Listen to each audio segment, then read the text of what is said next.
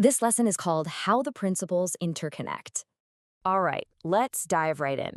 We have the foundational 9 principles of light airplane flying wheel diagram. As general aviation pilots, this wheel really represents our core mechanics, our motion, and our entire mindset in the cockpit. But here's the really interesting part. These 9 principles, they absolutely do not operate in a vacuum.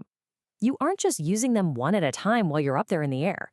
Instead, the principles are completely integrated. They're woven together, with some pairs being way more tightly coupled than others.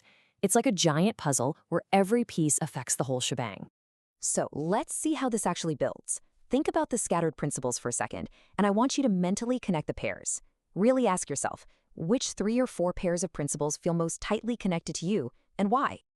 Pause the video and take a few moments to think about the answers for a moment.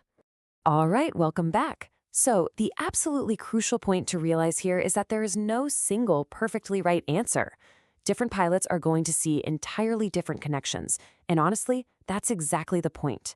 Once you actually start seeing the various ways to connect these principles, you've officially moved way beyond just memorizing a list. You're actually thinking like an aviator. And the connections mapped out by the 9 principles author, Rich Stowell, brilliantly illustrate this concept. Notice how manage the risk is mapped directly to fly the airplane. Or check out how action-reaction ties straight into stalled flight. There's even a two-way street between roll, yaw, and pitch, and lines and circles. Recognizing these relationships really proves just how incredibly dynamic our flying systems are. So as you move forward and get back out there, keep thinking about how the principles connect and what those connections mean in flight. This isn't just some abstract theory, this is literally how you stay ahead of the airplane.